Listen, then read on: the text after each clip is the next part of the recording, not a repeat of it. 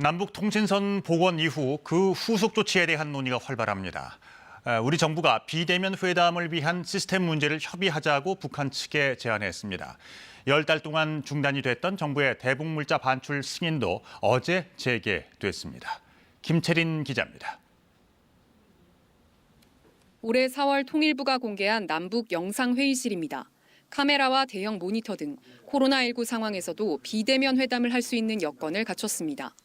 정부가 복원된 남북통신선을 통해 이 같은 영상회담 시스템 구축 협의를 북한에 제안했다고 밝혔습니다.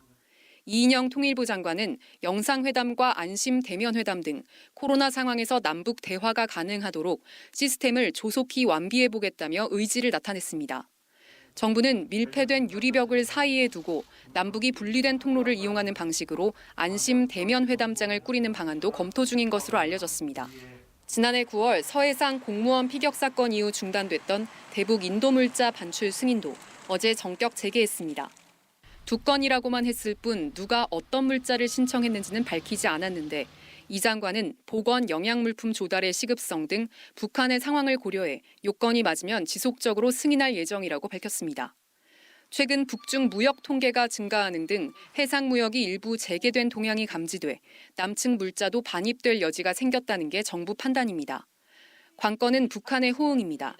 김정은 위원장은 통신선 복원 다음 날 이례적으로 북중 우이탑을 직접 참배했고 어제는 시진핑 중국 주석이 지난 23일 보낸 전문을 공개했습니다.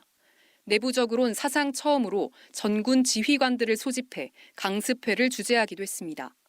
보건 민생 위기에 주체적으로 대응하겠다며 북중 관계를 과시하고 내부 결속을 강화한 건데 이런 행보가 본격 대외 활동으로까지 이어질지는 아직 미지수입니다.